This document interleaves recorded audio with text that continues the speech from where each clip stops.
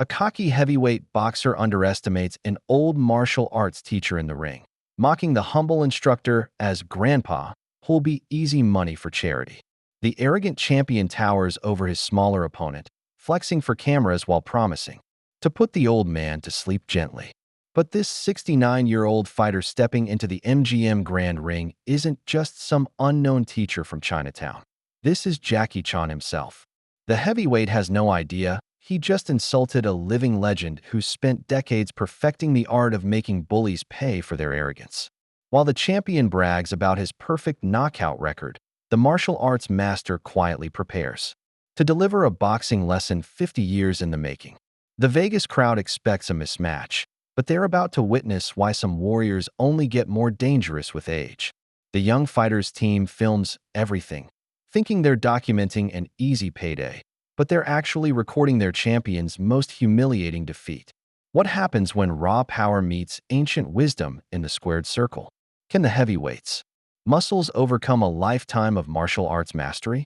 What happened next would haunt the arrogant boxer's nightmares forever. Before we jump back and tell us where you're tuning in from, and if this story touches you, make sure you're subscribed, because tomorrow I've saved something extra special for you. The camera lights blazed hot against Tony Marconi's bronze skin as he leaned back in his chair at the Las Vegas Hilton press conference, gold chains glinting like armor across his massive chest.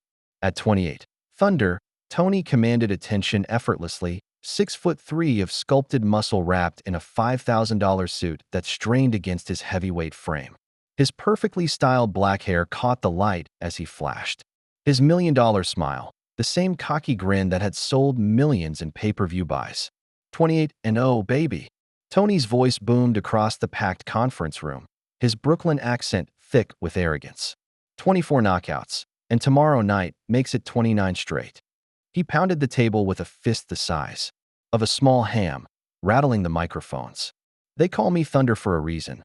When I hit, you stay down.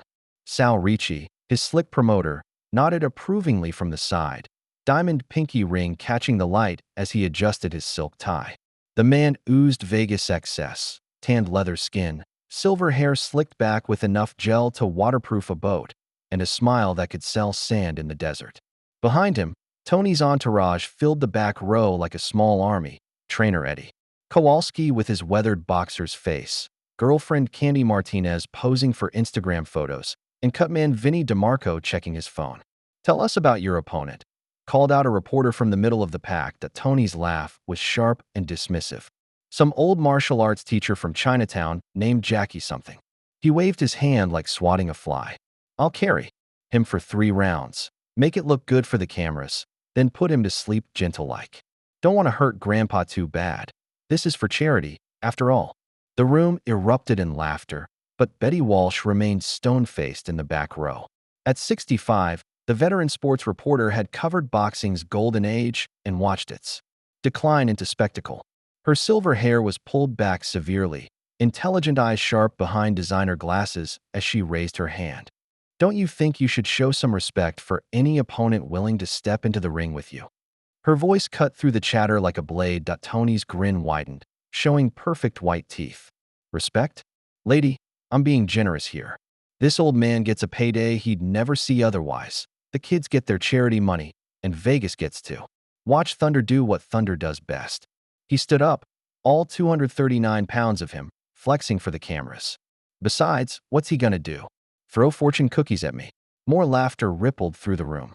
Sal leaned into his microphone, his voice smooth as aged whiskey. "This is a charity exhibition for the Children's Hospital, folks. Tony's generous enough to take an easy fight and donate his time to a good cause. Shows what kind of champion he really is. Easy fight." Betty's voice carried decades of authority. "You might want to research your opponent a little more carefully." Tony dismissed her with another wave. "Research? I've seen everything I need to see. Small, old, and cheap. Perfect combination for a quick payday." He grabbed the microphone with both hands, leaning forward like a preacher at his pulpit. "Vegas, tomorrow night you'll see why they call me Thunder. This old man doesn't know what he's gotten himself into." As the press conference dissolved into chaos, Tony stood posing for photos, his entourage surrounding him like moths to a flame. Betty shook her head and muttered to her cameraman Frank DeLuca, "That boy's about to learn some respect." 3:30 in the afternoon, and the Golden Dragon Martial Arts Academy hummed with quiet energy that stood in stark contrast to the circus Tony had just orchestrated across town. The modest storefront in Las Vegas Chinatown looked unremarkable. From the outside, faded awning, simple glass windows displaying traditional weapons and meditation beads. But inside, something extraordinary was taking place. 15 children, ages 8 to 12, sat in perfect rows on the polished wooden floor, their eyes fixed on the man demonstrating forms at the front of the class. He moved like poetry written in the air, each gesture flowing seamlessly into the next, his simple white polo shirt and black pants making him appear more like a grandfather than a martial arts instructor. Yet there was something mesmerizing about his movement, a fluidity that seemed to defy the laws of physics. "Remember, little ones," his voice was gentle, accented with decades of training that had taken him around the world. "Martial arts is not about fighting. It is about understanding yourself and helping others." At 69, his face showed the weathering of time, but his body moved with the grace of someone half his age. 10-year-old Amy Nakamura raised her small hand. "Sifu, why did you agree to fight that mean boxer man? My dad says he's gonna hurt you." The instructor's eyes crinkled with warmth as he smiled down at her. Around the walls, photographs told stories of a remarkable life. Images of him with martial artists from around the world, action scenes that looked like they belonged in movies, demonstrations of techniques that seemed impossible. But the lighting kept his face partially obscured, creating an almost mystical quality to his presence. "Sometimes, Amy, bullies need to learn lessons," he said, settling into a meditation pose that the children immediately mimicked. "And sometimes old teachers need to show that wisdom can be stronger than anger." Billy Rodriguez, a stocky 8-year-old with serious dark eyes, piped up, "But he's so big, Sifu. And young." "Ah, Billy." The instructor's laugh was like wind chimes in a gentle breeze. "Size and youth are not everything. A river can carve through the mightiest mountain, not through force, but through patience and persistence." He rose in one fluid motion, demonstrating a simple form that looked effortless but required decades to master. His movements created their own rhythm, each technique flowing into the next like a perfectly choreographed dance. The children watched, in rapt attention as he showed them how to turn an opponent's strength against them, how to find balance in chaos, how to remain calm when others lost control. "Will you really fight him, Sifu?" whispered Timmy-chun, the youngest at 8 years old. "Yes, little one. But remember, fighting should make people better, not worse. Tomorrow night, I hope we both learn something important." As the class continued, the instructor moved among his students with infinite patience, adjusting their stances, encouraging their efforts, teaching them that true strength came from within. The afternoon sun slanted through the windows, casting long shadows that danced with their movements. When the session ended, the children bowed respectfully before filing out, chattering excitedly about their teacher's upcoming fight. But they left with something more valuable than excitement. They carried with them the image of a man who faced adversity with calm courage, who treated even potential enemies with respect. Alone in the dojo, the instructor continued his practice, his movements becoming even more fluid in solitude. The photographs on the walls watched over him like silent guardians, testament to a life dedicated to the martial arts. As the sun set over Chinatown, he moved through forms that had been perfected over centuries, each technique a letter in an ancient language that spoke of honor, respect, and the quiet strength that came from knowing oneself completely. The gaudy excess of Sal Ricci's office at the MGM Grand made Tony's press conference look understated by comparison. Gold-framed photographs of Sal with celebrities covered every wall: fighters, actors, politicians, anyone who could boost his reputation. His massive desk, carved from what he claimed was Brazilian rosewood, dominated the room like a throne, and behind it sat the man himself, counting potential profits on his platinum-plated calculator. "Monica," he barked at his assistant, a efficient woman in her 30s who somehow managed to keep his chaotic empire running. "Give me the numbers on tomorrow night's gate receipts again. And make sure the camera crew knows I want every angle covered." Monica Patterson looked up from her tablet, her professional demeanor never wavering despite years of working for the eccentric promoter. Gates at 4.2 million. Pay-per-view projections are holding steady at 2 million buys. And the hospital's charity percentage comes to, yeah, the charity stuff. Sal waved dismissively, his diamond pinky ring catching the office lights. Tell me again how we found this martial arts guy. I want to make sure there's no surprises. Monica consulted her notes with practiced efficiency. 2 weeks ago, Danny Sullivan broke his hand in training. We needed a replacement that wouldn't threaten Tony's record but would still legitimize the charity angle. The Children's Hospital put out a desperate plea for someone to save the fundraiser. And this Jackie guy just volunteered. Sal's eyes narrowed with the suspicion of a man who'd spent decades in the fight game. His agent, David Liu, called within hours. No negotiation on the purse. Said his client wanted every penny of the $500,000 to go to underprivileged kids programs. Only condition was complete anonymity about his background. Sal leaned back in his leather chair, which probably cost more than most people's cars.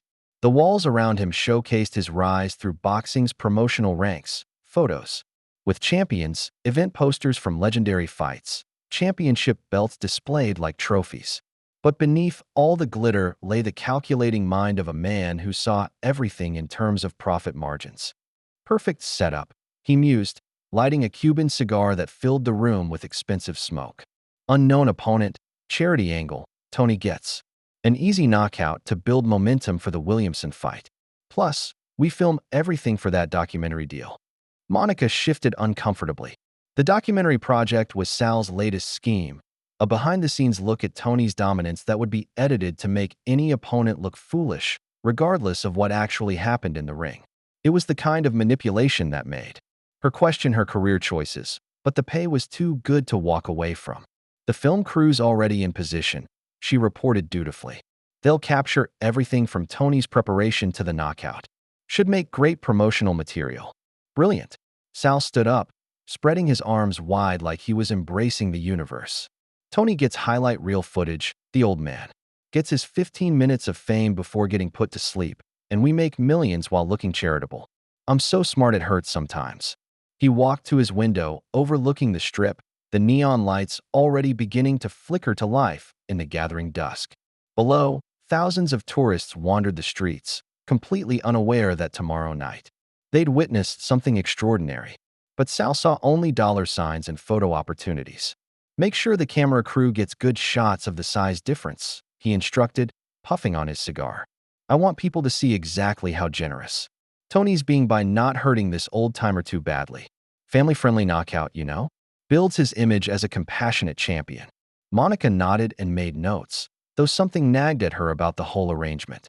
In her years working for Sal, she'd learned to recognize when things seemed too convenient, too perfect. But the money was real, the charity was legitimate, and Tony needed an easy fight before his next big payday. Sal raised his champagne glass in a toast to his own cleverness, the city lights reflecting off the crystal, like scattered diamonds. Here's to easy money and perfect setups. Sometimes I amaze even myself. The Nevada State Athletic Commission's medical facility buzzed with the controlled chaos of fight week, fluorescent lights casting harsh shadows across sterile examination rooms. Dr. Patricia Yamamoto had overseen thousands of pre-fight physicals during her tenure as the commission's chief physician. But something about this particular morning felt different. Tony Marconi arrived first. Naturally, his entrance preceded by the rumble of expensive engines and the chatter of his ever-present entourage. Eddie Kowalski guided his fighter through the standard procedures while Candy Martinez posed for selfies in the waiting area. Even during a routine medical exam, Tony commanded attention. His massive frame filled the examination room like he owned it. Blood pressures a little elevated, Dr. Yamamoto noted, frowning at the reading. 140/90. That's higher than I'd like to see. Dr. Stephen Walsh, Tony's personal physician, stepped forward smoothly. Pre-fight nerves, he explained with practiced ease. Completely normal for a fighter of Tony's caliber. He's been training intensively. Tony flexed his right bicep, the muscle rippling like corded steel. Doc, I'm in the best shape of my life. This old man won't even get my heart rate up. His laugh echoed off the clinical walls, brash and confident. The examination continued with predictable results. Tony passed easily, his youth and natural athleticism masking any underlying concerns. Dr. Yamamoto made her notes with professional detachment, though something about the fighter's arrogance rubbed her the wrong way.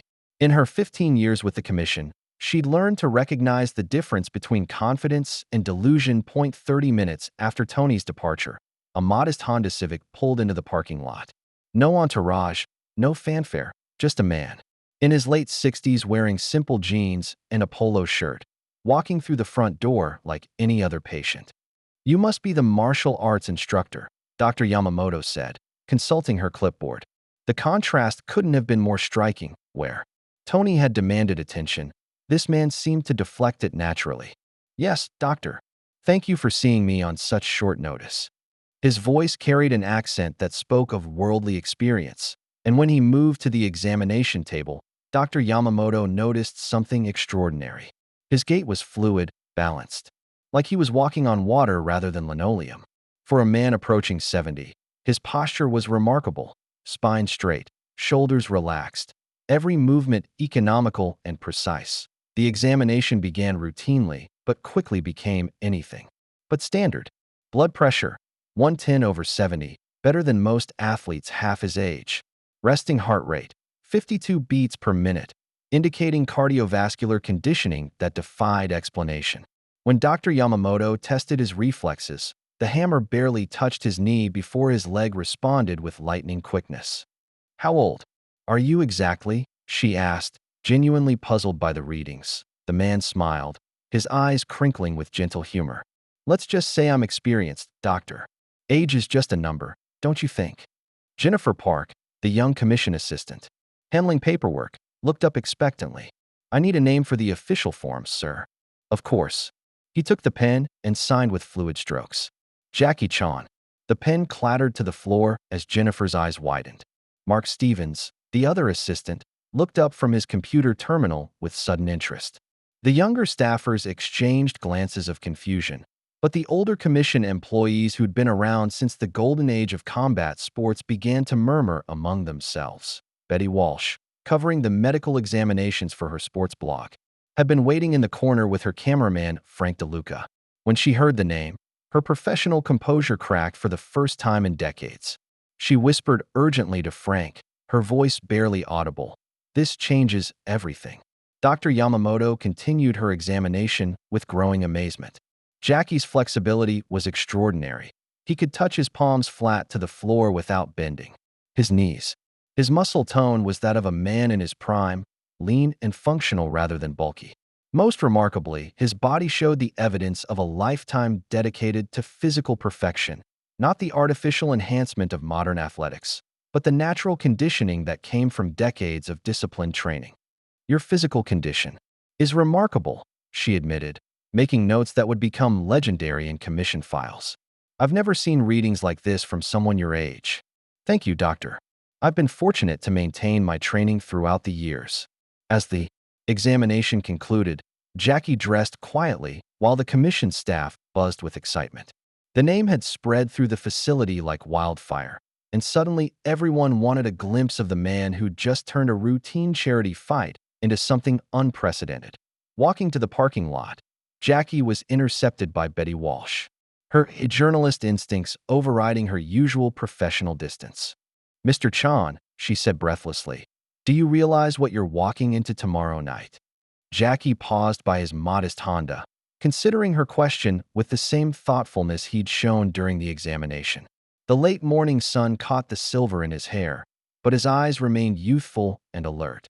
"Sometimes, Ms. Walsh," he said with a gentle smile, "the best lessons come from the most unexpected teachers, don't you think?" He drove away, leaving Betty staring after him with growing excitement and the dawning realization that tomorrow night would be unlike anything boxing had ever seen. The MGM Grand Garden Arena's weigh-in stage gleamed under television lights as 2,000 fans and media members packed the venue at 2 p.m. sharp. The atmosphere crackled with anticipation, though most expected little more than a routine showcase for their heavyweight champion. Ring announcer Michael Rodriguez tested his microphone while photographers jockeyed for position, Their cameras trained on the entrance tunnel that Tony's arrival transformed the arena into a rock concert. Pyrotechnics exploded in synchronized bursts as his entrance music, a pounding hip-hop anthem about dominance, shook the building's foundations.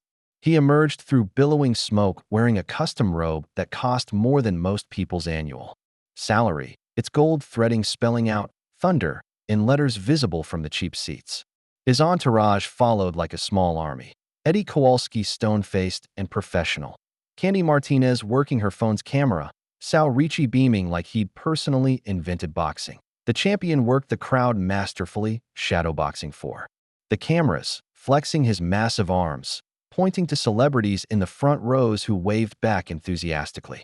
When he stepped onto the scale, the digital display flashed 239 pounds of sculpted intimidation.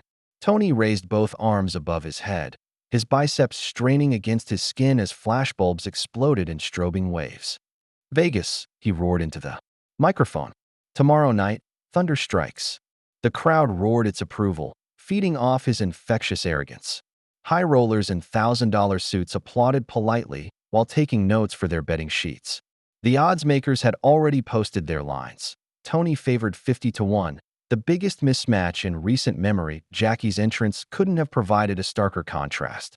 No music, no pyrotechnics, no entourage, just a man in his late 60s, walking through a side entrance wearing simple shorts and a white t-shirt. The crowd's energy dipped noticeably as fans registered the size difference. Conversations rippled through the arena. "That's his opponent? He looks like somebody's grandfather. This is going to be ugly." When Jackie stepped onto the scale, the display read 165 pounds. Standing next to Tony for the traditional face-off, he looked like a child beside a giant. The champion towered over him by 6 inches, outweighed him by 74 pounds, and possessed the kind of muscle mass that suggested serious violence was imminent. Tony couldn't resist the opportunity. Grabbing the microphone, he launched into his most humiliating performance yet. "Look at this, Vegas." He gestured dismissively at Jackie. "I'll try not to hurt you too bad, Grandpa. Maybe you can teach my kids karate after I retire you permanently." The crowd laughed nervously, sensing the cruelty beneath the humor. "Hope you got good health insurance, old man, 'cause you're gonna need it." Jackie stood quietly throughout the verbal assault, his hands clasped behind his back, his expression serene. When Tony finished his tirade, Jackie simply bowed respectfully to the audience, a gesture that somehow made Tony's arrogance seem juvenile by comparison. "Tomorrow night, you'll see why they call me Thunder," Tony bellowed, grabbing the microphone. Again, this old man's about to get struck by lightning. As they were separated, the odds makers announced the final betting line over the arena's sound system. Tony, 50 to 1 favorites.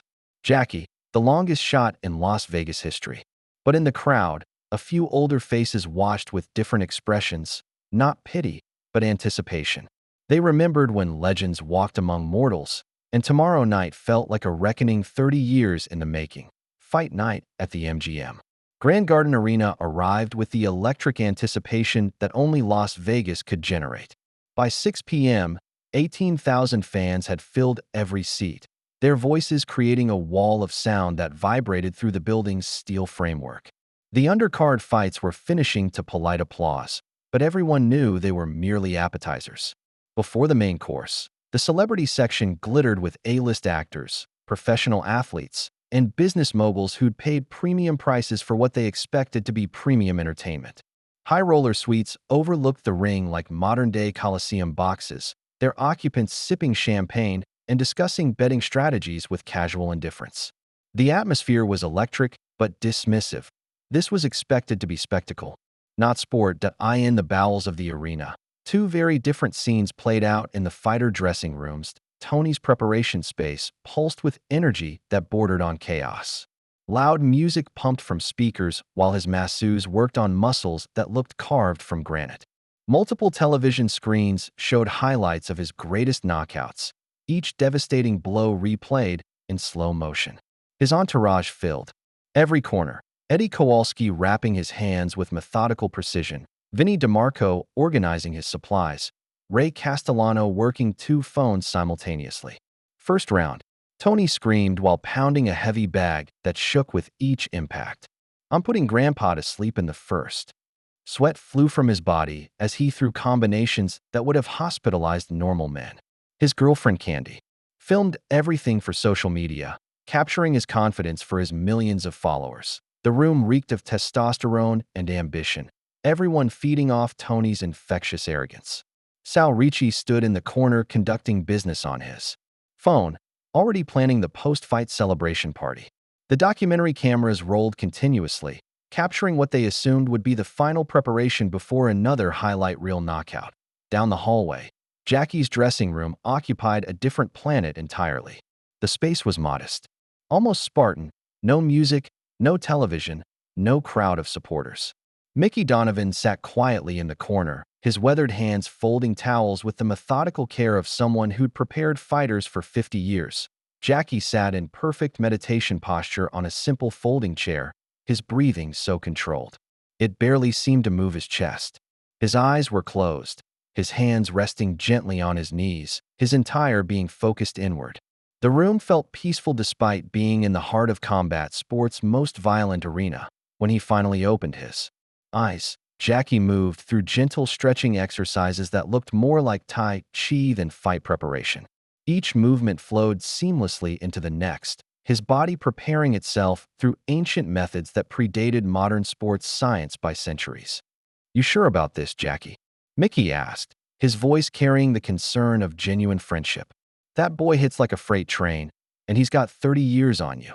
Jackie smiled, adjusting his simple black trunks. "Sometimes, old friend, freight trains crash into mountains. The mountain doesn't move, it simply endures." A commission official knocked on the door. "5 minutes, Mr. Chan." Jackie made one final request to the official. "Please, no introductions mentioning my movie career. Tonight, I'm just a martial artist who wants to help children." As they prepared to leave for the ring, Mickey applied Vaseline to Jackie's weathered face with hands that had done this ritual thousands of times. "Remember, he's going to try to end it early. Weather the storm, find your rhythm, then show him what 40 years of training looks like."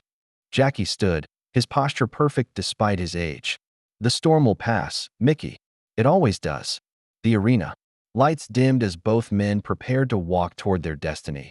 The crowd's roar growing to deafening levels as the main event approached, at 9:15 p.m. sharp. The arena lights dimmed to darkness, and the crowd's anticipation reached fever pitch. Ring announcer Michael Rodriguez's voice boomed across the packed venue as the main event introductions began, his words carrying the weight of boxing tradition. Tony's entrance was pure Hollywood spectacle. Smoke machines erupted as his entrance. Music, a thunderous anthem about conquest, shook the building's foundations. Strobe lights painted geometric patterns across the arena ceiling, while pyrotechnics exploded in carefully choreographed sequences. When Tony finally emerged through the tunnel, he looked like a gladiator entering the Colosseum. His robe was a masterpiece of excess, black silk embedded with LED lights that spelled thunder in pulsing gold letters. He shadowboxed his way down the aisle, throwing combinations at invisible opponents while 18,000 fans roared their approval. Every movement was calculated for maximum visual impact, his massive frame moving with the fluid confidence of someone who'd never tasted defeat. That Jackie's entrance provided the perfect counterpoint. No music, no lights, no robe, just a man in simple black trunks walking purposefully toward the ring. The crowd's energy dipped noticeably as fans registered his modest appearance, but something in his movement suggested depths that couldn't be measured by spectacle alone. Veteran referee Dennis Murphy called both fighters to the center of the ring for final instructions. Under the harsh lights, the size difference was even more pronounced. Tony's shadow literally engulfed Jackie's smaller frame.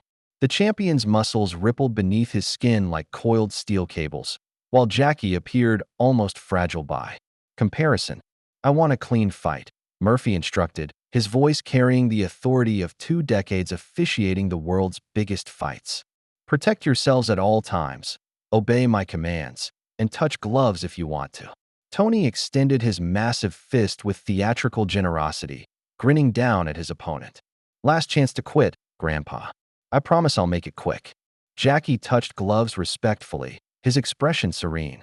"May the better man win," he said simply. The bell rang at exactly 9:27 p.m., and boxing history began. Tony charged forward immediately, intent on ending the fight with his first combination. His strategy was simple: overwhelm the smaller man with power and aggression, score a highlight reel knockout that would dominate sports channels for weeks. He threw massive overhand rights and left hooks designed to separate soul from body. But something impossible happened. Jackie wasn't there. The heavyweight champion's punches whistled through empty air as Jackie moved like water around stone. His defensive work defied explanation, slipping punches by millimeters, making Tony miss by inches, his head movement so subtle it seemed like magic.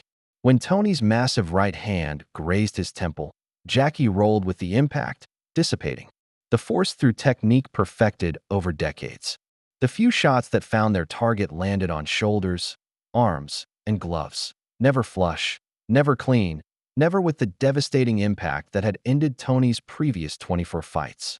Instead, Jackie absorbed what little damage came his way with proper technique, his body moving like it was made of springs and rubber. Then Jackie began to counter. Quick, precise strikes snapped Tony's head back. Not power punches designed to end fights, but surgical strikes aimed at specific targets. A straight left to Tony's solar plexus doubled him over momentarily.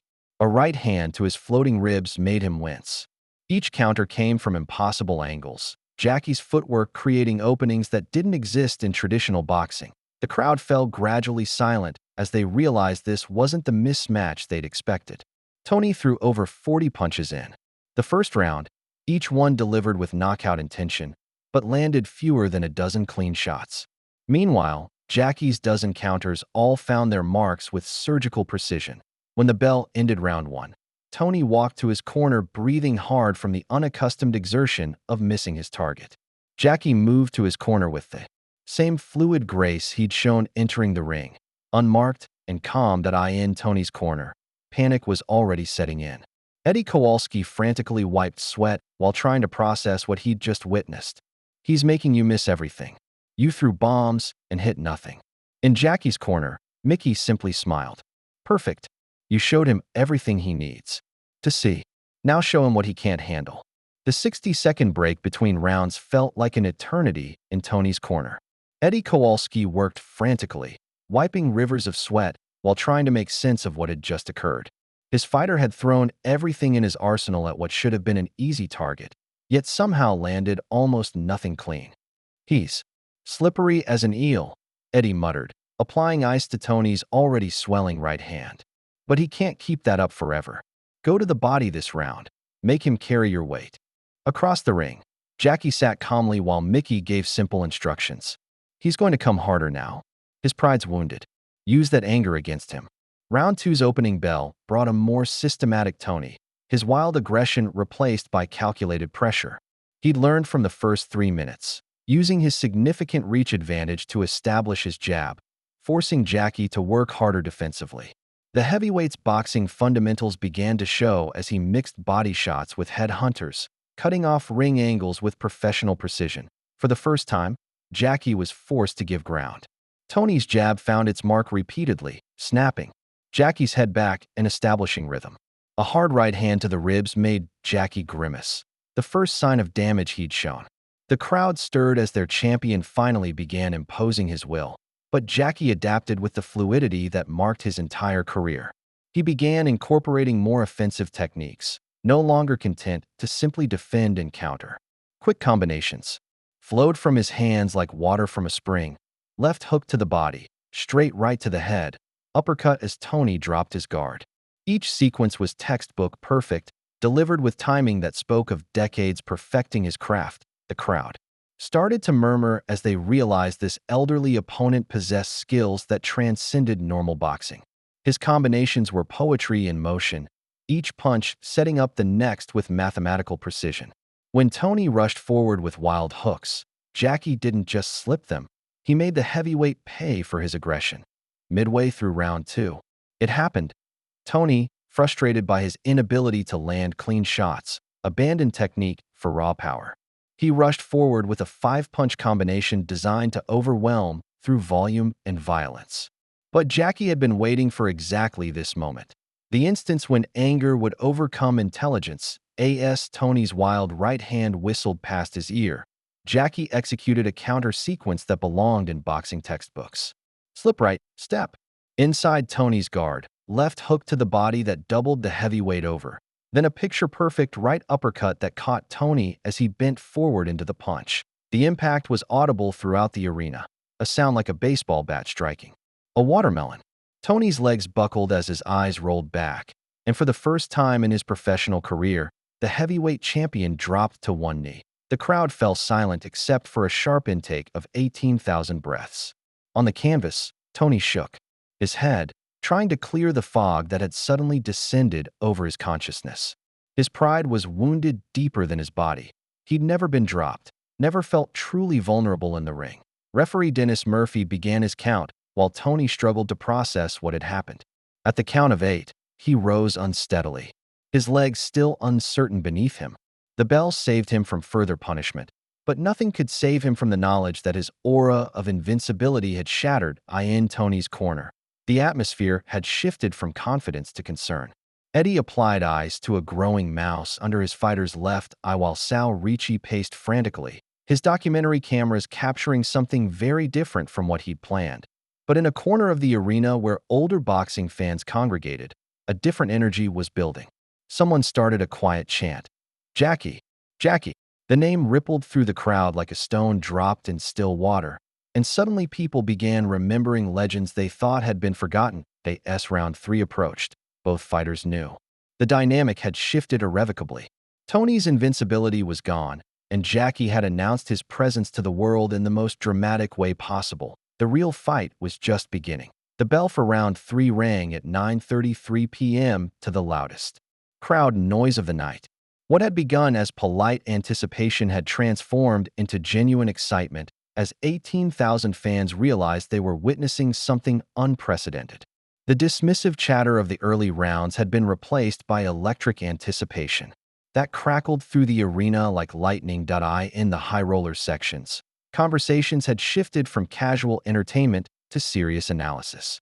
Men in $1,000 suits leaned forward in their seats, their champagne forgotten as they watched something that couldn't be bought or manufactured.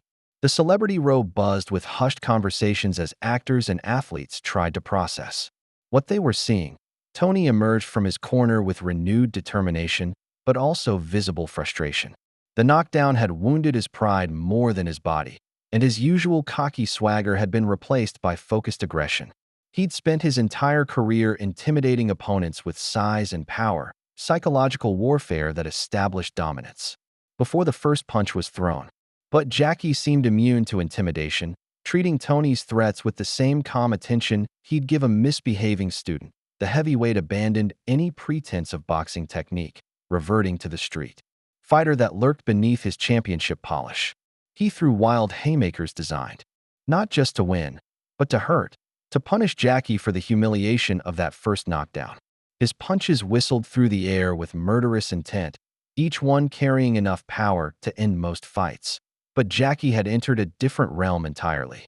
His defensive work transcended traditional boxing, incorporating elements that belonged more in martial arts demonstration than professional combat. He didn't just slip Tony's punches, he made them look slow and clumsy, moving with a fluidity that seemed to violate the laws of physics. When Tony charged forward with a massive overhand right, Jackie didn't step backward like a conventional boxer. Instead, he moved at an angle that created distance while simultaneously setting up his counter.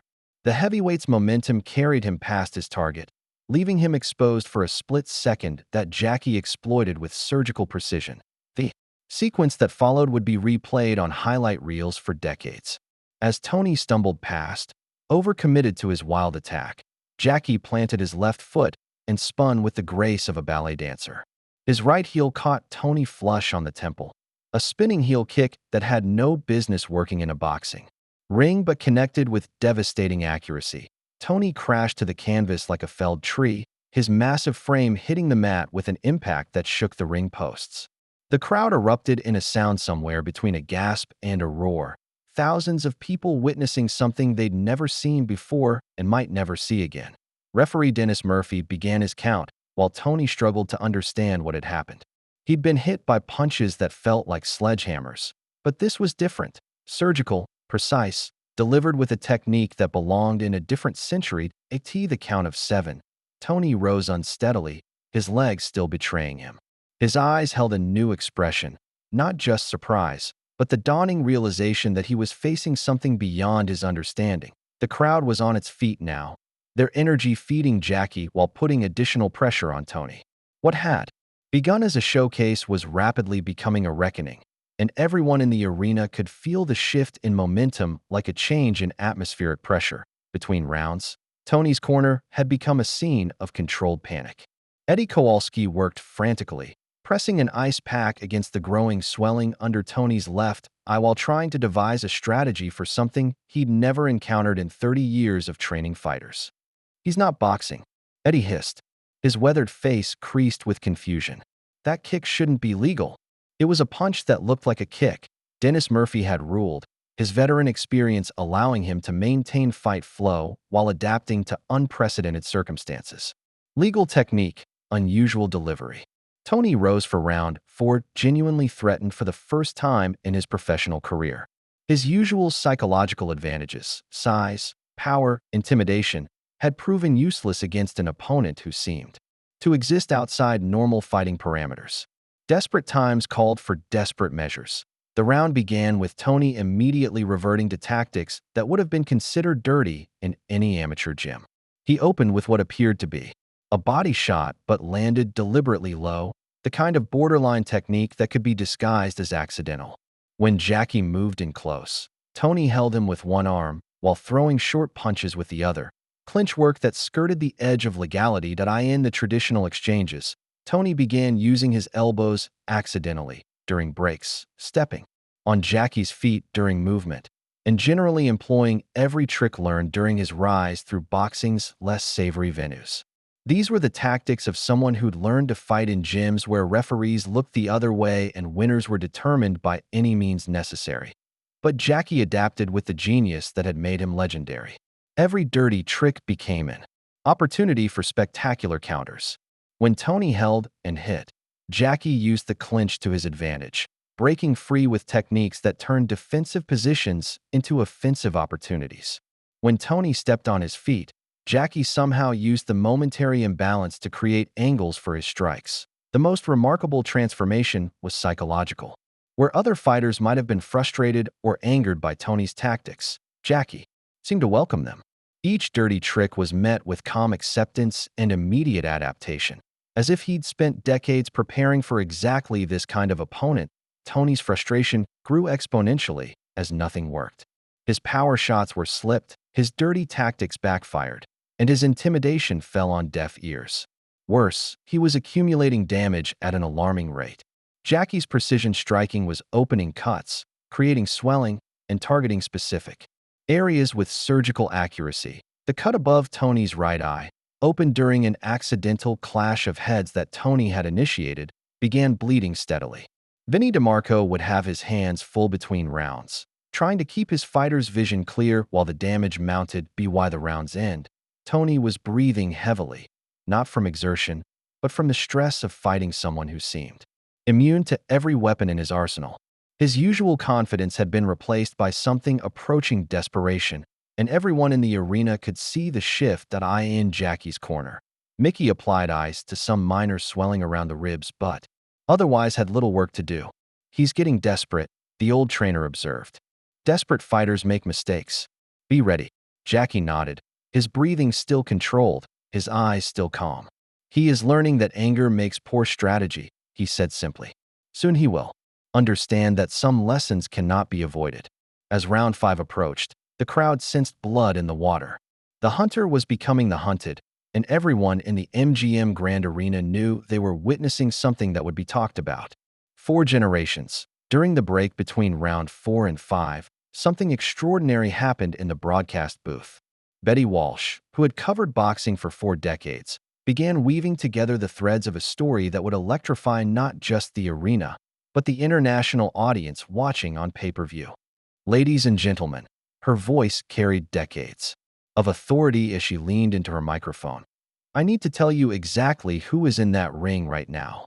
The arena's video screens began displaying carefully selected highlights from Jackie's martial arts career, not his movies, but his legitimate, competitive achievements and demonstrations from decades past.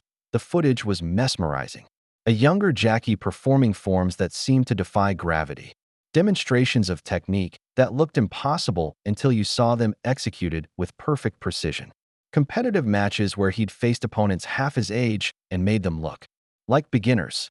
This is Jackie Chan, Betty continued, her excitement building with each word. Not just an actor, not just a martial artist, but one of the greatest physical performers in human history. What you're watching isn't an exhibition, it's a masterclass. The crowd's energy transformed as older audience members began explaining to younger companions exactly what they were witnessing. Conversations rippled through the arena like wildfire. That's really Jackie Chan?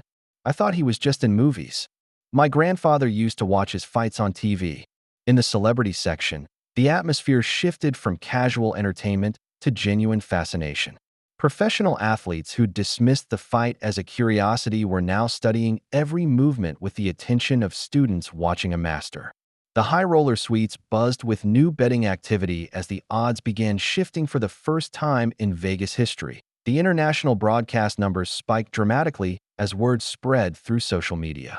What had begun as a curiosity was rapidly becoming a must-see event, with viewing figures climbing by hundreds of thousands every minute. Clips from the first 4 rounds were already going viral, shared by fans who couldn't believe what they were seeing. Tony's team watched the video screens with growing horror. Sal Ricci frantically worked his phone, trying to understand how his easy knockout had become a showcase for a living legend. The documentary cameras that were supposed to capture Tony's dominance were instead recording his systematic dismantling by someone they dismissed as a nobody. How the hell did we not know this? Sal screamed at Monica, his carefully constructed plan crumbling in real time. You said he was just some martial arts teacher. Monica consulted her tablet frantically, pulling up research that should have been done weeks ago. His agent never mentioned the background. Everything was handled through intermediaries. We just saw the name and assumed. In the ring, Jackie remained focused on the task at hand, but even he could feel the energy shift.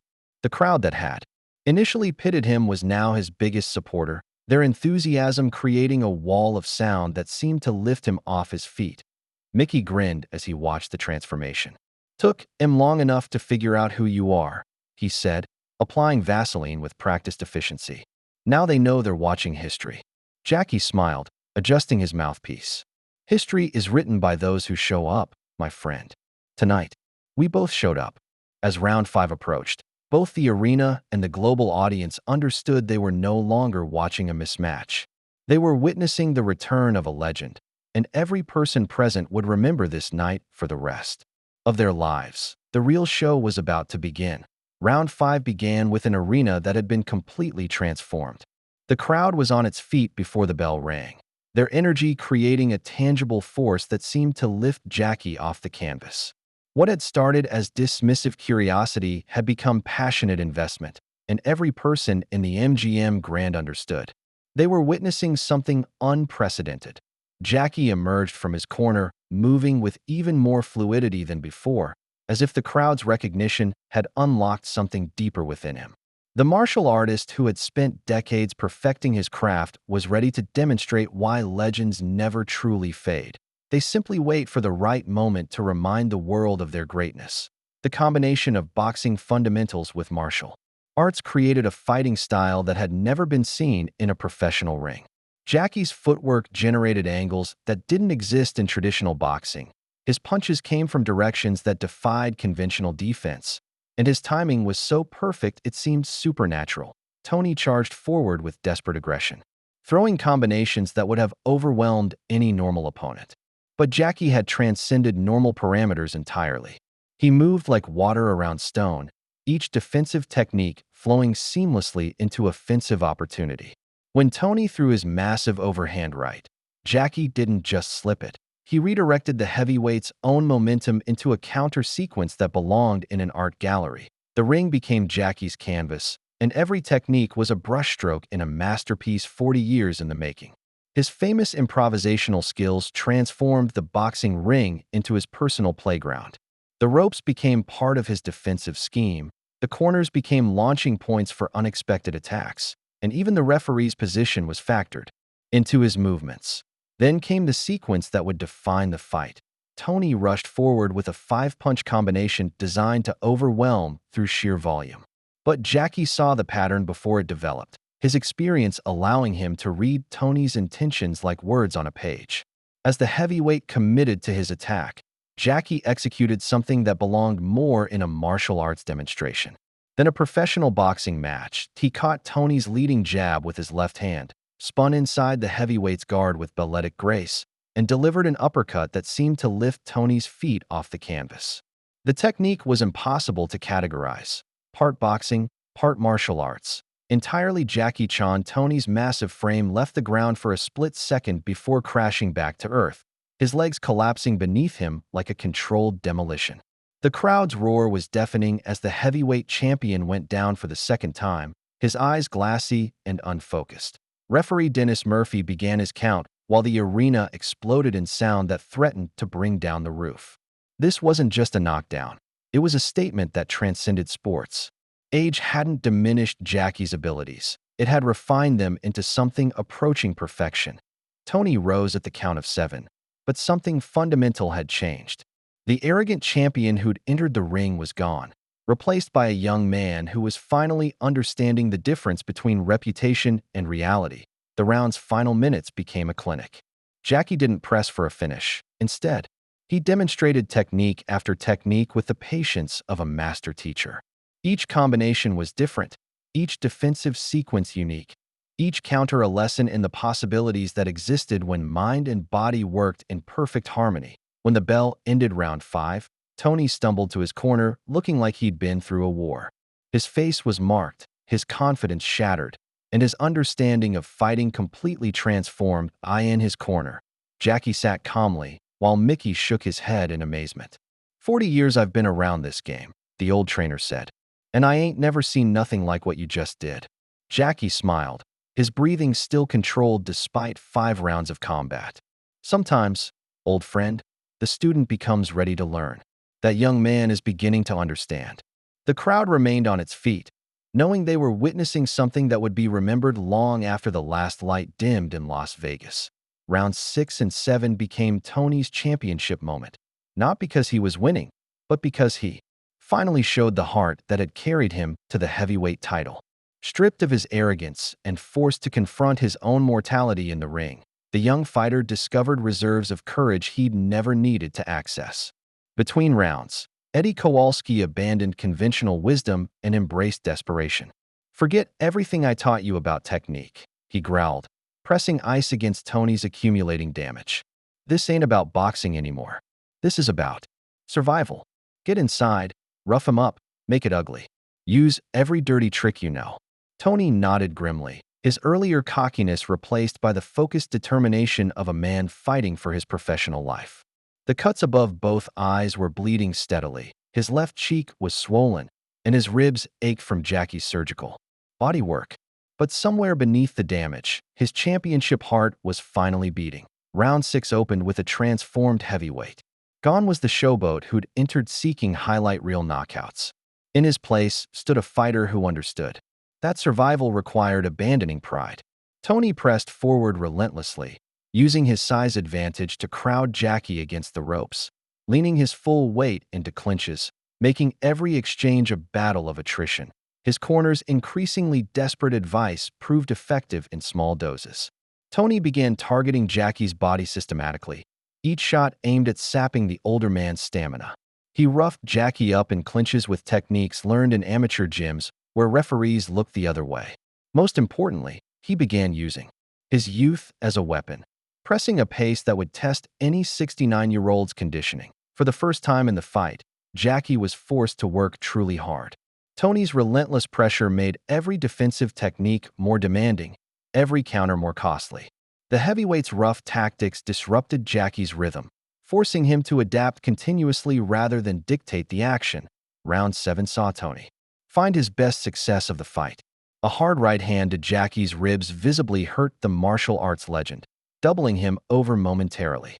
Tony followed up with a left hook to the same spot, then clinched immediately to prevent a counter. When they separated, Jackie's movement showed the first signs of fatigue, subtle but visible to trained eyes. The crowd sensed the shift in momentum. Tony's supporters, silent since the early rounds, began cheering their champion's resurgence. Even neutral observers found themselves respecting the young fighter's courage in adversity. This was what championship heart looked like. Not the easy victories, but the moments when everything seemed lost and a fighter chose to keep fighting anyway. Tony landed his cleanest combinations of the fight in these rounds, forcing Jackie to cover up and move backward for extended periods. The size and strength advantages that had seemed irrelevant early in the fight began asserting themselves as fatigue became a factor. By round 7's end, Tony had regained some confidence. His corner worked frantically to control the bleeding, but his spirit was restored. Walking to his corner, he actually smiled for the first time since round 1, pounding his chest and shouting to the crowd, "Still got plenty left." Across the ring, Mickey applied ice to visible swelling around Jackie's ribs, his weathered face showing concern for the first time. The mountain was being tested by the storm, and even mountains could erode under sufficient pressure. The atmosphere between rounds 7 and 8 crackled with an energy that transformed the MGM Grand into something approaching a religious experience. What had begun as casual entertainment had evolved into passionate investment, with 18,000 fans emotionally committed to the outcome in ways they hadn't expected when they purchased their tickets. The crowd had undergone a complete metamorphosis. Early dismissive chatter had been replaced by knowing appreciation for genuine skill. Fans who'd come expecting a quick knockout were now studying every technique, every movement, every tactical adjustment with the attention of students watching a masterclass. The chants that had started tentatively in scattered sections now rolled through the arena like thunder. "Jackie! Jackie! Jackie!" The name echoed off the walls with increasing intensity, creating a wall of sound that seemed to lift the aging warrior off his feet. Even Tony's celebrity supporters found themselves caught up in appreciation for the artistry being displayed in the high roller sections. Conversations had shifted from entertainment to education. Professional athletes leaned forward in their seats, trying to understand techniques that existed outside their experience. Former boxers in the crowd pointed out subtleties to their companions, explaining why certain movements were impossible, yet somehow happening before their eyes. The international broadcast audience had grown exponentially as word spread through social media. What had started as a curiosity was now appointment television, with viewing figures climbing into the tens of millions. Clips from the fight were being shared globally, each highlight reel generating millions of views within minutes. But perhaps the most significant transformation was happening in Celebrity Row. Tony's girlfriend Candy, who had spent the early rounds filming herself for social media, now sat quietly watching her boyfriend's systematic dismantling. For the first time, she was seeing him not as the invincible champion she'd fallen for, but as a young man learning hard lessons about respect and humility. The shame was written clearly across her face as she remembered his earlier comments. His arrogant dismissal of an opponent who was proving to be everything Tony wasn't: humble, skilled, and genuinely worthy of respect. She found herself hoping Jackie would continue teaching her boyfriend lessons that apparently no one else had bothered to provide. Even the old-school Vegas crowd was being won over. High rollers who'd built fortunes on reading people and situations began placing new bets, their money following the growing realization that they were witnessing something unprecedented. The betting odds, which had opened at 50-1 in Tony's favor, were shifting dramatically for the first time in the fight's history. The arena's video screens showed statistics that told the story of the transformation. Tony had landed more punches in rounds 6 and 7 than in the previous 5 combined, but Jackie's accuracy remained surgical. Nearly 80% of his strikes were finding their targets with precision that defied explanation. As round 8 approached, both fighters understood they were approaching a potential climax. Tony needed to press his advantage while his stamina held. Jackie needed to prove that his apparent fatigue was merely another layer of strategy in a game he'd been perfecting for decades. The crowd rose to its feet in anticipation, their energy creating a tangible force that seemed to vibrate through the building's steel framework. Whatever happened in the next 3 minutes would determine not just the fight's outcome, but the legacy both men would carry for the rest of their lives. History was waiting in the balance. Round 8 began with both fighters understanding this could be the decisive moment. The crowd was on its feet before the bell rang, their collective energy creating an atmosphere that transcended sport and entered the realm of legend. Every person in the arena sensed they were witnessing something that would be talked about for generations. Tony emerged from his corner with the desperation of a man who understood his window was closing. His championship heart had carried him through rounds 6 and 7, but his body was accumulating damage at an alarming rate.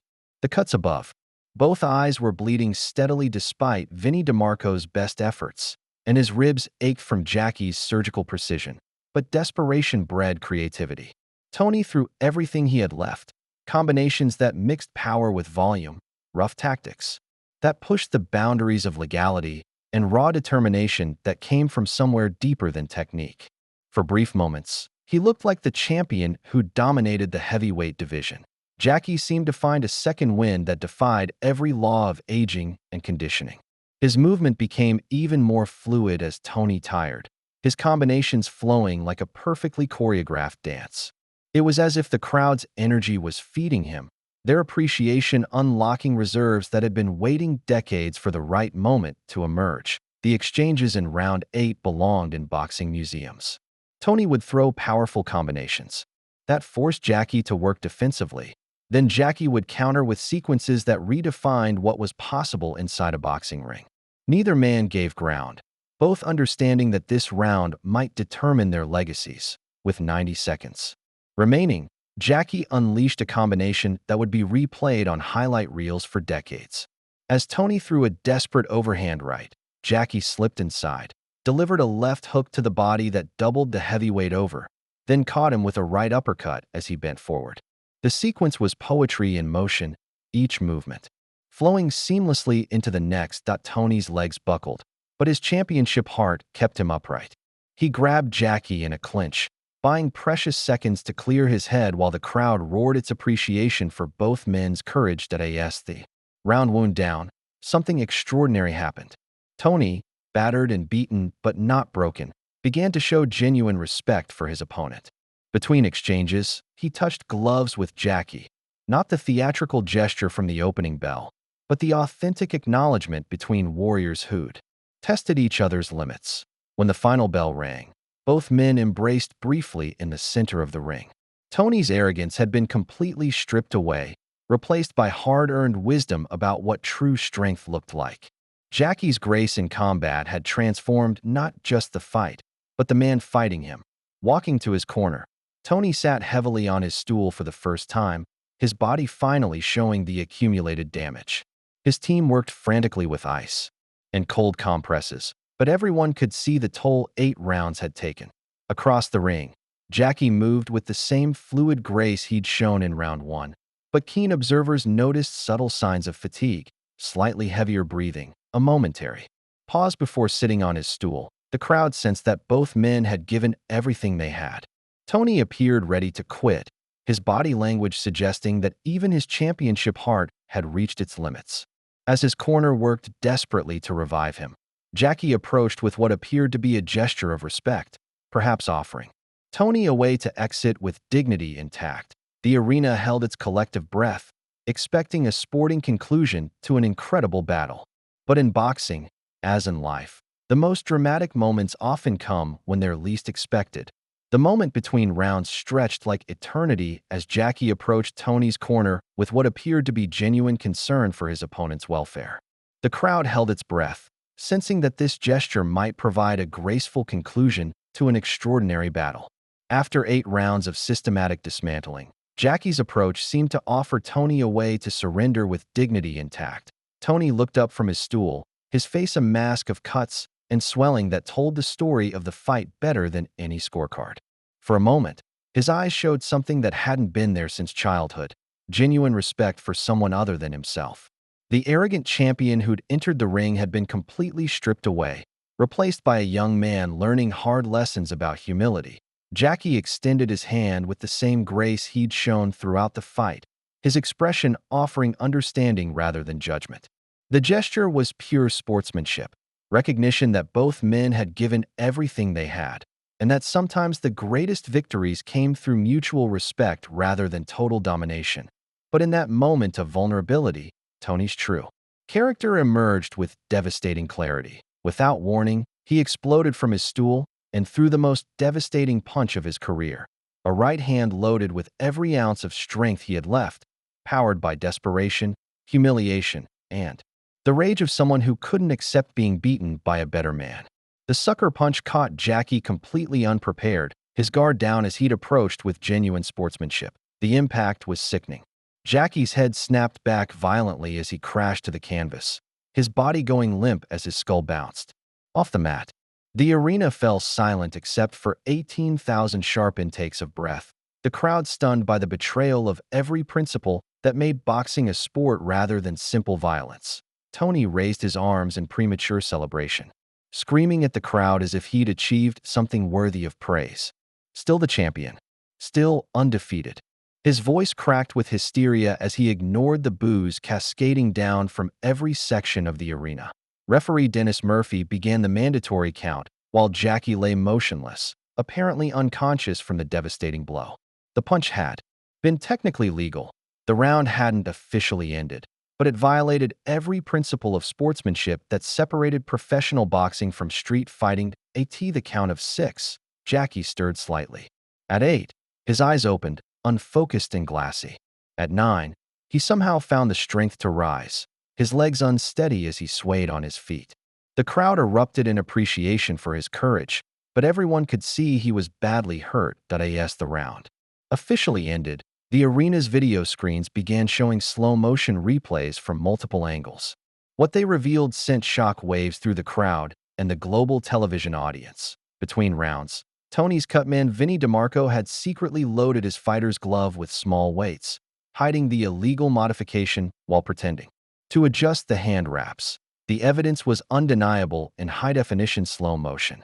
While everyone's attention had been focused on the action, Tony's team had been systematically cheating, turning their fighters' gloves into weapons that exceeded even heavyweight punching power. The crowd's boos became deafening as they realized the extent of the deception. What they'd witnessed wasn't just unsportsmanlike conduct. It was assault with a deadly weapon disguised as competition. Tony's knockout punch had been delivered with equipment that could have killed a man half his age, let alone someone approaching 70. Jackie made it to his corner under his own power, but barely. As Mickey worked frantically to assess the damage, the full scope of Tony's betrayal became clear. The humble martial arts teacher who'd volunteered to help children had been systematically cheated by people who saw sport as just another opportunity for exploitation. The stage was set for the final act, where justice would either triumph or be denied, and where legends would either be confirmed or destroyed. Between rounds, Jackie sat heavily on his stool for the first time in the fight, the illegal blow having rattled him more than 8 rounds of legitimate combat. His eyes struggled to focus as Mickey worked frantically, applying ice packs and smelling salts while conducting a rapid neurological assessment that came from decades of experience with head trauma. "Jackie, look at me," Mickey commanded, his weathered face etched with concern. "How many fingers am I holding up?" 3. Jackie replied after a moment's hesitation, his voice slightly slurred. The delay in response confirmed Mickey's worst fears. His fighter had suffered a concussion from the loaded glove, and continuing could risk permanent damage. Across the ring, Tony's corner celebrated like they'd just won the lottery. Eddie Kowalski high-fived Vinny DeMarco while Sal Ricci worked his phone, already spinning the narrative for tomorrow's headlines. They'd broken the legend, or so they believed, and now they just needed to finish the job. "You got him hurt," Eddie screamed at Tony, applying ice to his fighter's accumulated cuts. "He's an old man who just took the hardest shot of his life. Press the advantage. In this thing." The crowd had fallen into an eerie silence, 18,000 people fearing they'd witnessed a tragedy rather than triumph. The slow-motion replays continued showing on the arena screens, each angle revealing more clearly the extent of Tony's cheating. But the damage was done. Jackie was hurt, and everyone could see it. Mickey leaned close to his fighter, his voice carrying the authority of someone who'd seen champions rise and fall for 5 decades. Jackie, listen to me. Champions aren't made by never falling down. They're made by getting back up when falling seems impossible. That boy hit you with everything he had, legal and illegal, and you're still here. The old trainer's eyes blazed with righteous anger as he continued. He cheated because he knew he couldn't beat you fair. He loaded his gloves because your skill made his power look ordinary. And he sucker punched you because even cheating wasn't enough. Mickey gripped Jackie's shoulders firmly. You showed him respect, and he showed you what kind of man he really is. Now show him what legends are made of. Jackie's eyes began to clear as Mickey's words penetrated the fog. The martial arts philosophy that had guided his entire life came flooding back. Adversity was not an obstacle, but an opportunity. Pain was temporary, but character was permanent, and true strength revealed itself not in easy victories, but in the moments when defeat seemed certain. The mountain does not move for the storm, Jackie said quietly, his voice growing stronger with each word. It endures until the storm passes, then stands taller than before. As the bell approached 4. Round 9, Jackie stood slowly but steadily. The crowd rose with him, sensing that something extraordinary was about to happen. The Nevada State Athletic Commission officials huddled at ringside, reviewing the video evidence of the illegal gloves while preparing to take action. But first, justice would have to be earned in the most dramatic way possible by a 69-year-old man who refused to let cheaters and bullies have the last word. The real fight was about to begin. Round 9 began with Jackie struggling early, the effects of the illegal punch still clouding his judgment and slowing his legendary reflexes. Tony pressed his advantage brutally, throwing bombs designed not just to win, but to end Jackie's career permanently. Each punch carried the malicious intent of someone who'd tasted power through deception and wanted to savor it completely. The heavyweight strategy was simple and vicious. Target the head where the damage had already been done, overwhelm the older man's compromised defensive abilities, and finish what the loaded glove had started. Tony threw overhand rights that whistled through the air like missiles, left hooks that could have decapitated a normal opponent, and uppercuts aimed at separating Jackie's consciousness from his body. For 2 minutes, it appeared that age and treachery might triumph over skill and honor. Jackie's movement was compromised for the first time, his famous defensive fluidity reduced to basic survival instincts. He took several clean shots that would have ended the fight against any normal opponent, his head snapping back with each impact as Tony pressed forward like a predator sensing wounded prey. The crowd watched in horrified silence as their newfound hero appeared helpless against the systematic assault. Even Jackie's supporters began to fear they were witnessing the end of a legend, not through honorable defeat, but through the kind of calculated brutality that violated everything sport was supposed to represent. But beneath the surface, something was happening that Tony couldn't see or understand. Jackie's internal battle had nothing to do with physical damage and everything to do with the philosophy that had guided his entire life. His inner monologue became a meditation on the nature of adversity itself. Pain is temporary, he reminded himself as Tony's fists found their marks. But quitting lasts forever. This young man needs to learn that shortcuts lead nowhere. That character is revealed not in easy victories, but in how we respond when everything seems lost.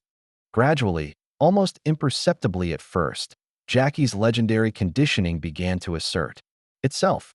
Decades of training, countless hours of meditation, and a lifetime of facing challenges began to overcome the effects of even an illegally enhanced punch. His breathing deepened and steadied. His movement became more controlled. His eyes regained their focus. Tony, who had expected to finish the fight within the first minute, began to realize that his best shots weren't having the desired effect. The old man was still standing, still moving, still somehow finding ways to slip the most devastating punches. Panic began to creep into the heavyweight's mind as he realized his cheating might not be enough to be why the round's midpoint. Jackie had begun to turn defense into offense once again. His counters started landing with the surgical precision that had marked his entire performance, each strike targeting specific areas where Tony had accumulated damage. A straight left to the cut above Tony's right eye reopened the wound. A body shot to the ribs made the heavyweight wince and drop his guard momentarily. The crowd sensed the shift and began to roar their approval. The old warrior was fighting back, proving that legends didn't fade. They simply waited for the right moment to remind everyone why they'd become legends in the first place. Round 9 ended. Tony stumbled to his corner, breathing heavily, the realization dawning that he'd thrown everything he had at a hurt opponent and failed to finish the job. Across the ring, Jackie walked steadily to his corner, his recovery nothing short of miraculous. The storm was passing, and the mountain was beginning to reassert itself. Round 10 began with a transformation so dramatic it seemed to violate the laws of nature itself. Jackie emerged from his corner, moving with more fluidity than at any point in the fight, as if the illegal punch had somehow freed him from any remaining restraint or concern about embarrassing his opponent. The change was immediately visible to everyone in the arena.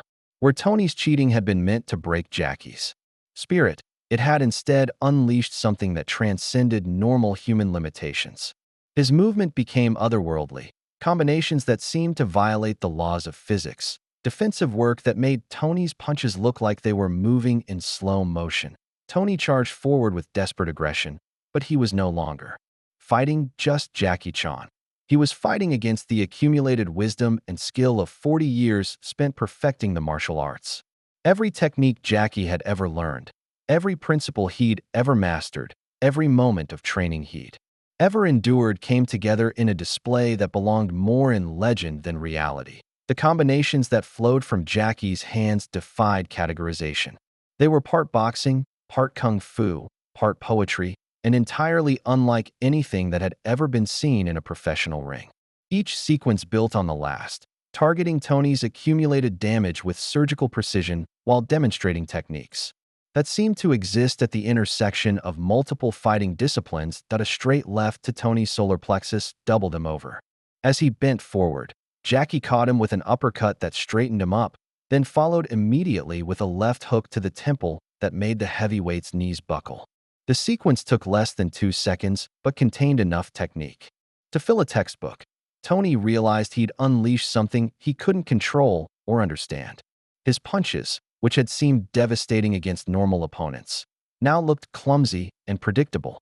Jackie made them miss by millimeters, then countered from angles that shouldn't have existed, with techniques that belonged in martial arts demonstrations rather than boxing matches. The crowd reached fever pitch as they witnessed artistry in motion.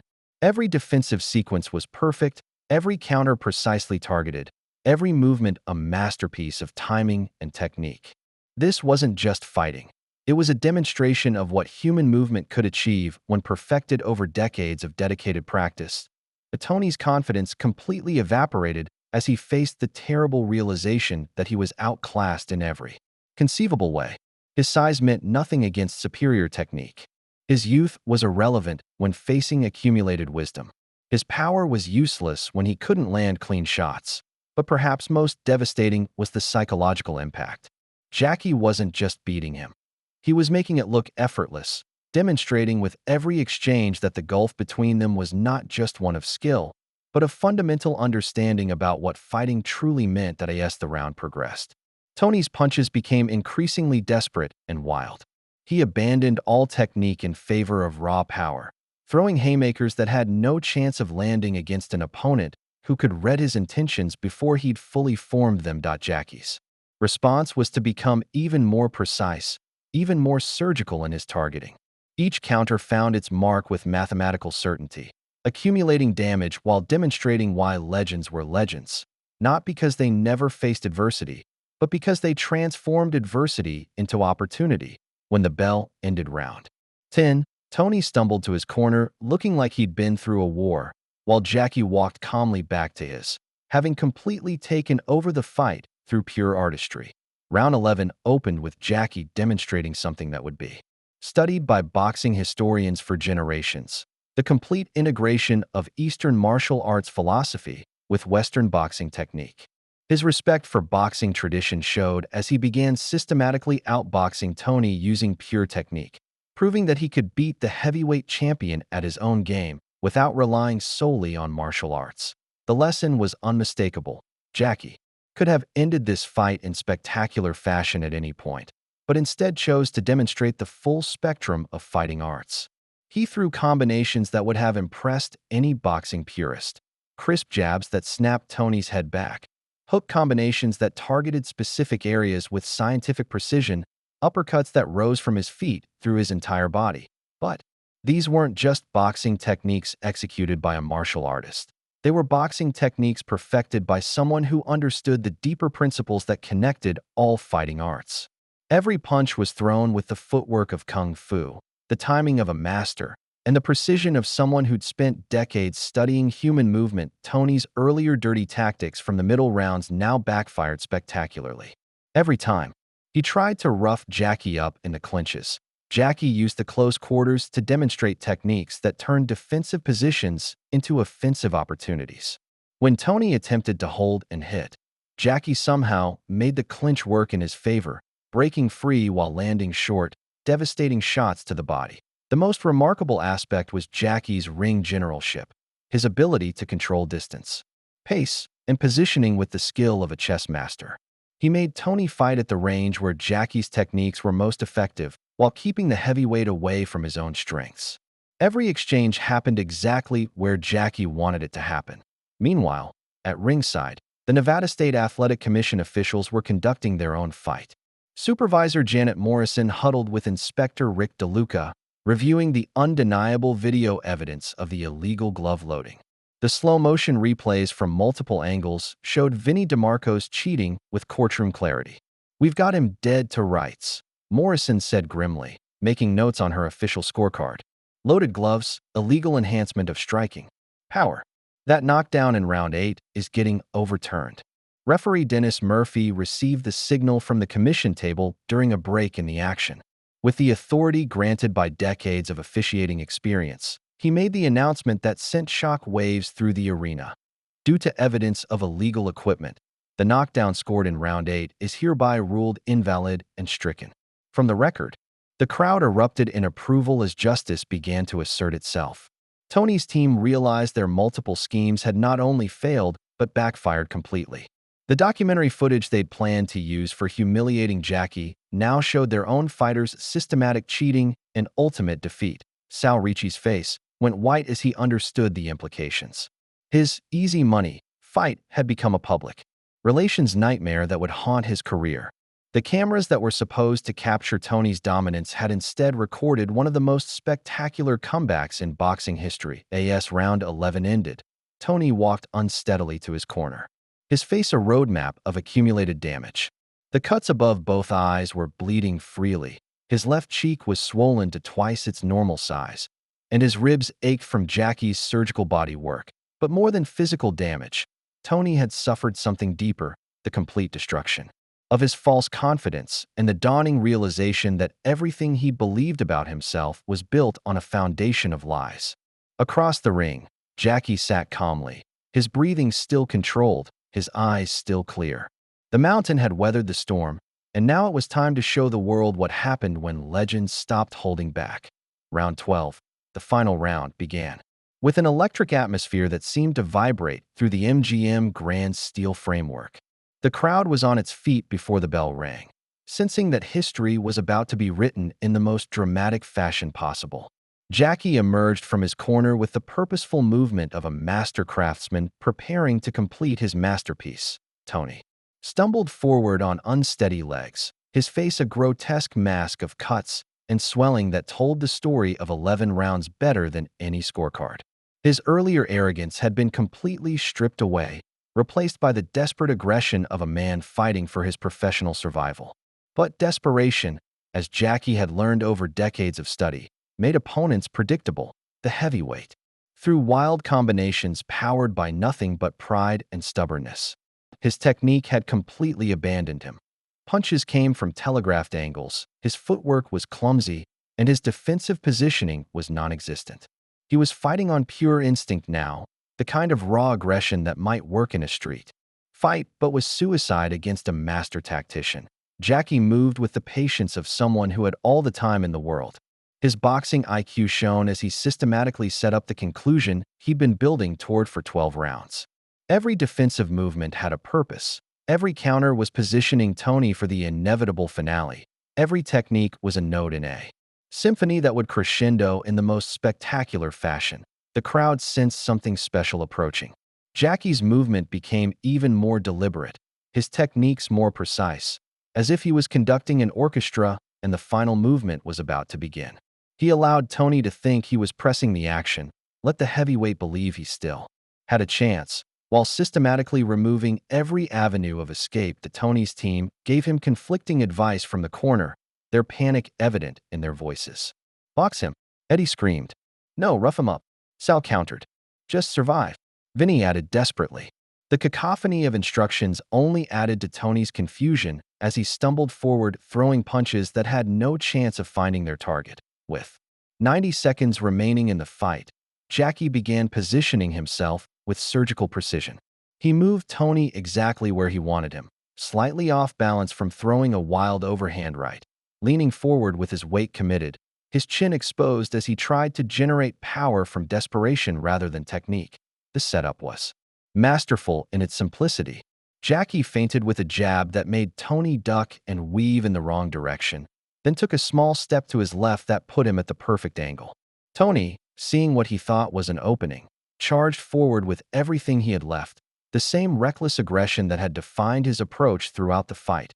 But this time, Jackie was ready. The crowd held its collective breath as they recognized the moment they'd been waiting for. Every person in the arena understood they were about to witness something that would be replayed for generations. The moment when a legend reminded the world why legends never truly fade. Tony walked directly into Jackie's trap, his desperation, making him the architect of his own defeat. Time seemed to slow as Tony charged forward with his final, desperate attack. The heavyweight threw everything he had left into one last overhand right.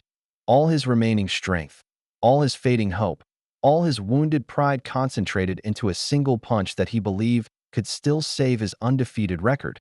But Jackie had been waiting for exactly this moment for 12 rounds. The counter sequence that followed would be studied by martial artists and boxing historians for decades. It was the perfect fusion of Eastern philosophy and Western technique, executed with timing so precise it seemed supernatural. As Tony's massive right hand whistled toward his head, Jackie executed the most important technique of his legendary career. First, the slip, not just moving his head, but shifting his entire body by millimeters to let Tony's punch brush past his left ear. The heavyweight's momentum carried him forward, off balance and overextended, his chin exposed as he leaned into the missed punch. Second, the body shot, a left hook that seemed to come from nowhere, targeting the exact spot on Tony's ribs that had been accumulating damage for 11 rounds. The impact doubled the heavyweight over, his protective instincts making him drop his hands to guard against further body punishment.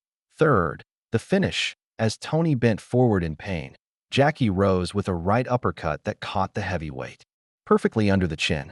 The punch traveled less than 8 inches but contained the accumulated power of 40 years of training, delivered with timing that belonged in physics textbooks.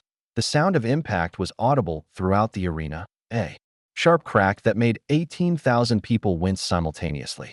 Tony's head snapped back violently, his eyes rolling up as his brain processed trauma it had never experienced. His massive frame seemed to hover in the air for a moment before crashing to the canvas like a felled redwood. The knockout was absolute and final.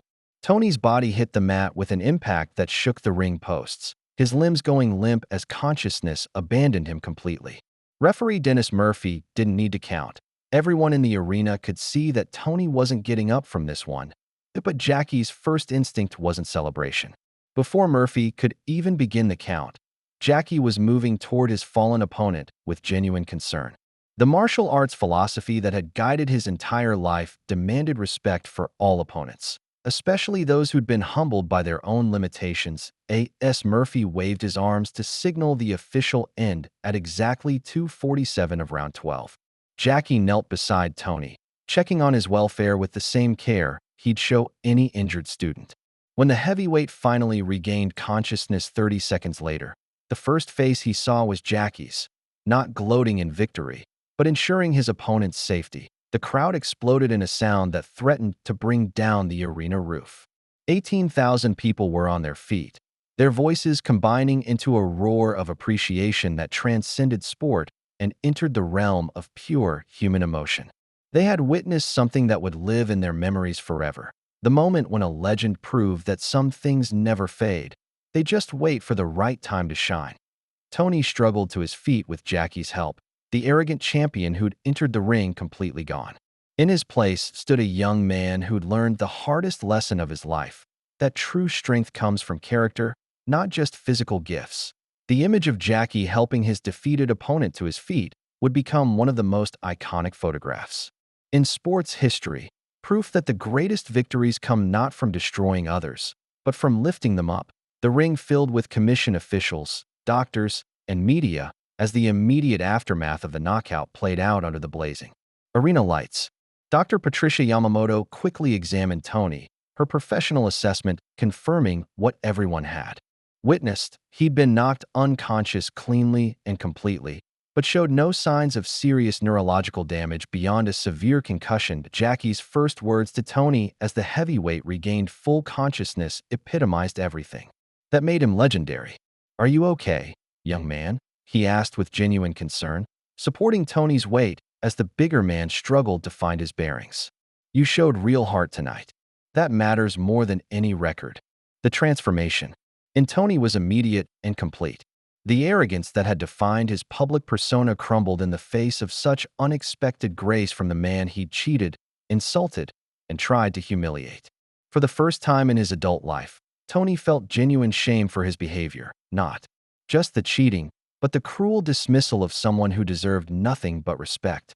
"I'm sorry," Tony said, his voice barely audible above the crowd's continuing celebration. "I'm so sorry for everything I said, everything I did. You didn't deserve any of that." Tears mixed with blood from his cuts as the full weight of his actions hit him. "You're everything I pretended to be." Jackie's response would be quoted for years afterward, becoming a masterclass in grace under pressure. "Apology accepted," he said simply, helping Tony to his feet. "Tonight we both learned something important. You discovered that true strength comes from within, and I remembered why I fell in love with fighting in the first place, to help people become better versions of themselves." The post-fight interviews became legendary in their own right. Betty Walsh, conducting the primary interview, struggled to maintain her professional composure as she questioned Jackie about his performance. "How does it feel to remind the world that legends never truly fade?" Jackie's answer captured the hearts of everyone watching. "Fighting should make people better, not worse. Tonight, I hope we both learned something valuable." Tony showed real courage when everything seemed lost. That's the mark of a true fighter. Sometimes we need to be broken down before we can be built back up properly. When asked about Tony's cheating and unsportsmanlike conduct, Jackie refused to dwell on the negative. "Young people make mistakes. The important thing is learning from them and choosing to be better tomorrow than you were today." Tony's interview was equally revealing, though for different reasons. The cocky champion who dominated press conferences was gone, replaced by a humbled young man who'd glimpsed what Real character looked like. "I got exactly what I deserved tonight," he admitted, his voice thick with emotion. "Jackie Chan is everything I claimed to be, but wasn't: skilled, respectful, and genuinely concerned about others. I spent weeks making fun of him, and he spent tonight teaching me what it means to be a man." The crowd gave both fighters a standing ovation as they prepared to leave the ring, but the appreciation for Jackie was something special.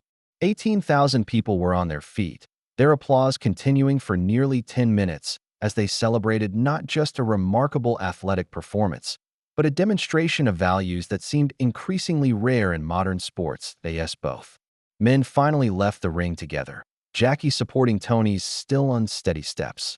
The image captured everything that made the night special: victory and defeat, youth and experience, arrogance and humility, all walking side by side toward whatever came next. The fight was over, but the real lessons were just beginning. 6 months later, the children's wing of Las Vegas General Hospital buzzed with the kind of joy that only comes from young people healing and learning simultaneously.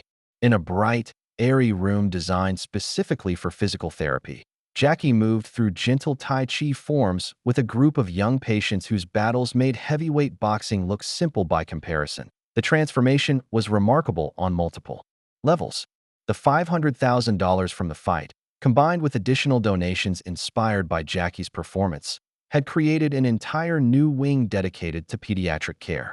But more importantly, it had established programs that taught children that strength came in many forms: physical, mental, and spiritual.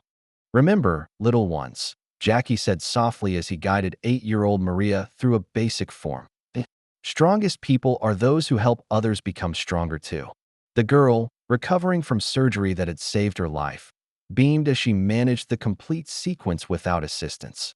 Jackie had returned to his role as teacher, but the fight had changed him too.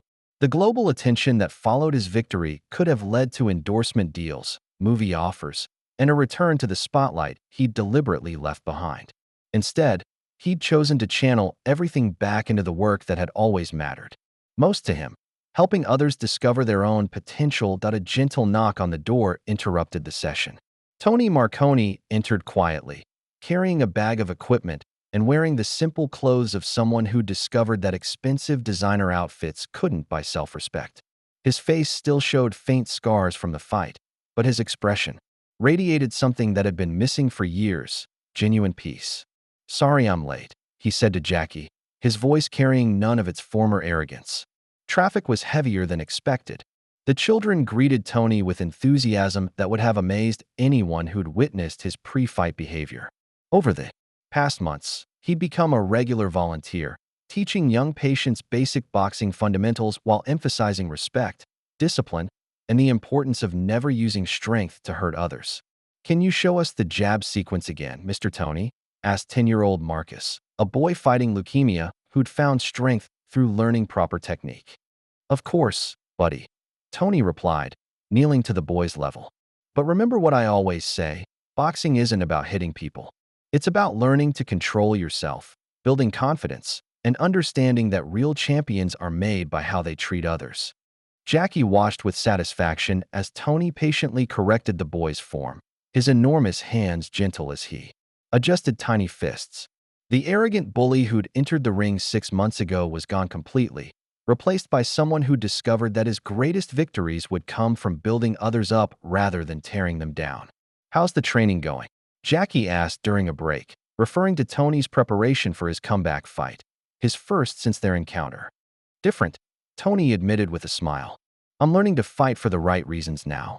Not to hurt people or prove I'm better than them, but to test myself and show that people can change." He paused, watching the children practice their forms with determination that put professional athletes to shame. "That night changed everything for me. I finally understood what strength really looks like." As the afternoon session wound down, both men worked together cleaning up equipment and preparing for the next group.